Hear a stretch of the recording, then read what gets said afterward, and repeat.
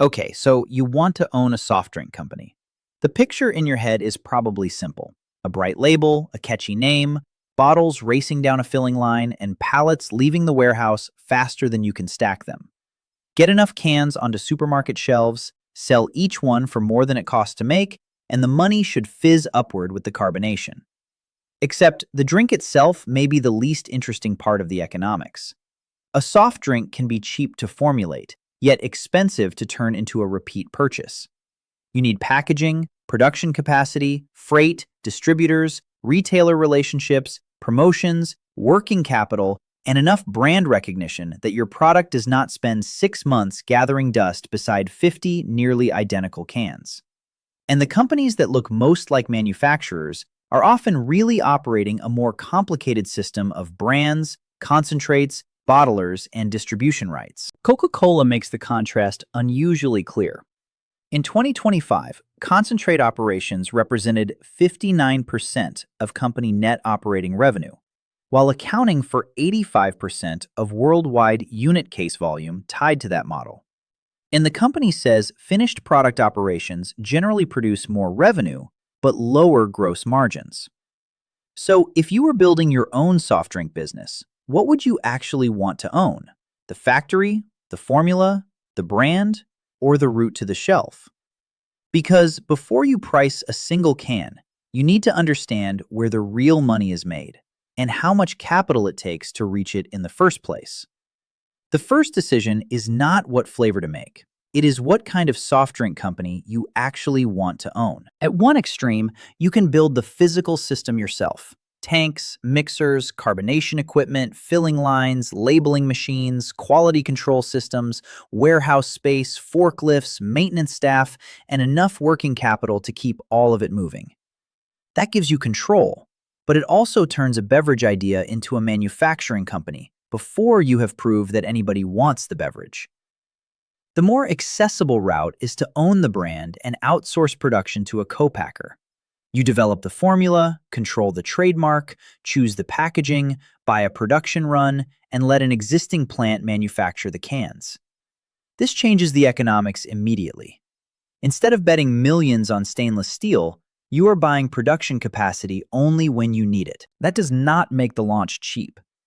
Beverage development firm BevSource currently estimates that formulation, development, and initial production can require roughly $100,000 to $300,000, excluding marketing, staff, premises, and other running costs.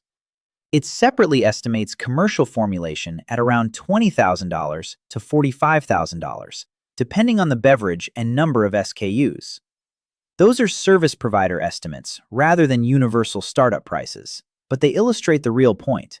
The recipe is only one line in the budget. Still, outsourcing can give a new owner something extremely valuable, a chance to test demand before owning a factory. Suppose you launch one 12-ounce canned soda through a co-packer. We will use deliberately simple illustrative numbers, rather than pretend every drink has the same economics. Assume your ingredients: can, filling, case packaging, inbound freight, and warehousing bring the landed cost to about 60 cents per can at your chosen production volume. You sell to a distributor for $1.20. That leaves 60 cents per can before marketing, salaries, insurance, samples, promotions, spoilage, and general overhead. Sell 25,000 cans a month, and that contribution is $15,000. It may barely support the brand. Sell 100,000, and it becomes $60,000. If your monthly overhead and market building expenses are $35,000, the same product suddenly leaves around $25,000 before tax and financing costs. Nothing magical happened to the soda. Utilization improved. This is where scale starts to matter. Ingredient suppliers negotiate differently when orders grow. Packaging becomes less punishing on a per-unit basis. Co-packers can spread setup and changeover costs across larger runs. Freight becomes more efficient when you are moving pallets instead of boxes.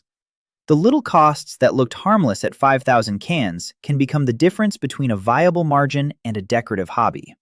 And the product can create leverage in another way. One successful formula can become a platform. A cola can add a zero-sugar version. A citrus soda can become a variety pack. A strong regional brand can move from independent stores into grocery, convenience, food service, or direct-to-consumer bundles. The fixed work behind the brand name, packaging system, supplier relationships, and distribution network does not have to be rebuilt from zero for every additional can. This is also why the largest soft drink companies do not necessarily behave like giant versions of a neighborhood bottling plant. Coca-Cola says its concentrate operations accounted for 59% of company net operating revenue in 2025, while the concentrate model represented 85% of worldwide unit case volume. The company also says finished product operations generally produce higher revenue but lower gross margins than concentrate operations.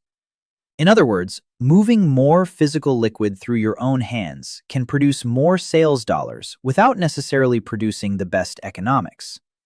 For a small owner, you are not going to recreate Coca-Cola's bottling system. The useful lesson is structural. The valuable asset can migrate away from the factory and toward the things the factory cannot easily replace: the brand, formula, customer demand, retailer relationships, and the right to decide where the product goes next. That makes a soft drink company unusually interesting. Manufacturing can be rented, a warehouse can be outsourced, freight can be contracted, even sales can partly run through distributors. If customers repeatedly choose your can from a shelf containing 20 alternatives, you are building an asset that is less tied to the machinery producing it. The first payoff, therefore, arrives before you become enormous. It arrives when each production run reliably sells through fast enough to finance the next one while leaving cash behind. Picture a hypothetical regional brand with 200 stores. If each store sells 20 cans a day, that is about 120,000 cans a month. At our illustrative 60-cent contribution, the brand produces roughly $72,000 a month before fixed operating and marketing expenses. With $40,000 of those expenses, around $32,000 remains before tax, debt service, and reinvestment. Now add another 100 stores at the same performance. You have not needed to add another founder, another formula, or another head office. Much of the new contribution can flow through the same operating structure. That is operating leverage, and when demand is real, it can make beverage economics look extremely attractive. A well-run version of this business is therefore surprisingly disciplined. It launches with few SKUs.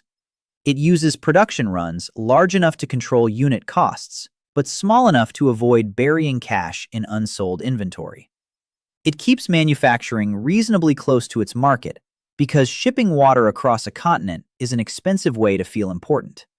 It protects gross margin, watches promotion spending, and expands only when existing stores are reordering. And that final point matters more than almost everything else. Getting into 200 stores sounds like success. Getting into 2,000 sounds 10 times better. Investors love the map. Founders love the photographs. Distributors love the announcement. But shelves do not pay you for being present. They pay you when cans move. So the variable that determines whether this becomes a scalable brand or a warehouse full of optimism is not simply distribution. It is velocity. How many units each store actually sells, how quickly it reorders, and whether that rate survives after the launch promotion disappears. That is where the economics begin to change. Velocity is the number that decides whether those 2,000 stores are an asset or an expensive illusion. Suppose your soda reaches 2,000 locations, but each store sells only 3 cans a day. That is about 180,000 cans a month. At the illustrative 60-cent contribution we used earlier, you generate roughly $108,000 before fixed overhead. That sounds healthy until national distribution adds sales staff, broker commissions, retailer promotions, warehouse fees, samples, damaged product, and enough marketing to stop those cans from becoming permanent shelf decoration. Raise velocity to 8 cans per store per day, and the same 2,000 doors produce about 480,000 cans a month. The shelf count did not change. The economics did. That is why experienced beverage operators watch reorder rates almost obsessively. The first order proves that a buyer said yes. The second proves that consumers did. And velocity controls another mechanism that is less visible: working capital. You often pay for cans, ingredients, co-packing, freight, and packaging before the retailer has sold the product. A distributor may then pay you weeks after receiving inventory. So a fast-growing brand can look profitable on paper while constantly needing more cash. Every new production run ties money up before the previous one has fully returned. Take a simplified example. You spend $180,000 producing inventory and sell it for $360,000 over several weeks. On the income statement, that can look attractive. But if customers pay 45 days later, while the co-packer requires a large deposit up front, you may need to fund the next $180,000 run before collecting most of the first sale. Growth has created a cash shortage. The second mechanism is trade spending. Grocery shelves are not neutral public parks. Promotions, introductory discounts, slotting arrangements where applicable, broker costs, distributor margins, and retailer demands can reduce the amount that finally reaches you. A can with a healthy theoretical gross margin can become much thinner after everyone between your warehouse and the customer takes their piece. This is where the first major mistake appears: expanding distribution before proving local velocity. A founder sees 100 stores working and assumes 1,000 stores will work 10 times better. But those first stores may have been close to home, personally serviced, supported by tastings, and filled with customers who already understood the brand. Expansion introduces unfamiliar shoppers, longer delivery routes, more promotional spending, and accounts you cannot personally rescue every Tuesday afternoon.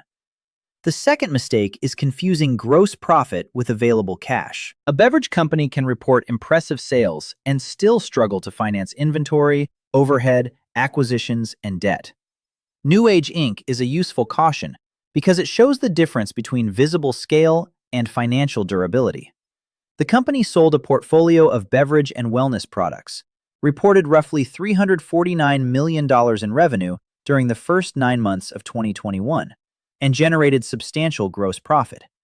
Yet New Age filed for Chapter 11 protection in August 2022 and entered a court-supervised sale process. That does not mean beverage companies with hundreds of millions in sales are inherently weak. It means revenue and even gross profit do not automatically solve liquidity, debt, operating expense, or strategic complexity. A brand can become larger faster than its financial structure becomes safer. For your smaller company, the lesson is easier to see with 3 possible outcomes. Start with the optimistic case.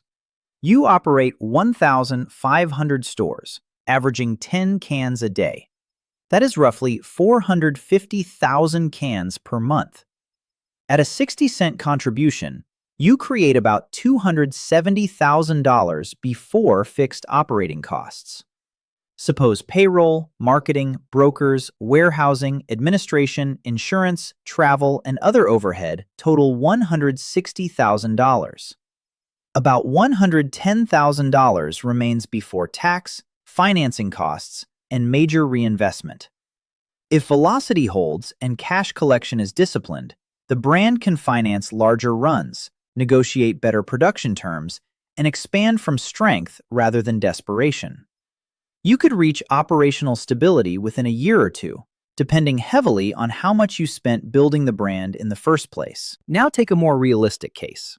The same company reaches 1,500 stores, but average velocity is 6 cans a day, not 10. Monthly volume falls to about 270,000 cans. Contribution drops to roughly $162,000. Meanwhile, promotions and sales support increase overhead to $145,000 because slower products need more help. You are still technically positive, but only by about $17,000 before tax and financing. One packaging increase, one weak quarter, or one delayed customer payment can absorb that margin. The difficult case is not a spectacular collapse. It is 4 cans per store per day, heavier discounting, and too much inventory ordered for growth that has not arrived. Contribution falls below the cost of supporting the network. Cash becomes trapped in cans sitting in warehouses and back rooms, and every expansion order requires outside money. The company may still look busy. Financially, it is shrinking. Regulation adds another layer, although it is usually not the variable that makes or breaks a competent operator. In the United States, facilities that manufacture, process, pack, or hold food generally must register with the FDA, unless an exemption applies. And carbonated soft drinks are subject to federal food safety and labeling requirements. If you outsource production, a capable co-packer handles much of the manufacturing system, but you still cannot treat compliance as something magically owned by somebody else. So, can owning a soft drink company be a good business? Yes, under the right conditions. You want a product people reorder without endless discounting, a manufacturing model that does not consume all your capital, enough margin to support distributors and retailers, disciplined working capital, and expansion that follows proven demand instead of trying to create it. The owner most likely to succeed is not necessarily the person with the cleverest flavor.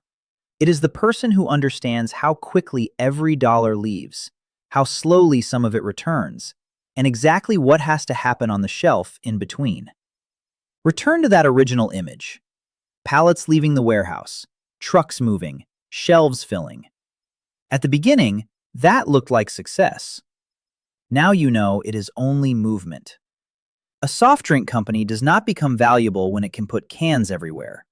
It becomes valuable when consumers keep making those cans disappear. If you enjoy seeing the financial machinery hidden inside ordinary businesses, subscribe for more economics breakdowns. And tell me which business you want investigated next.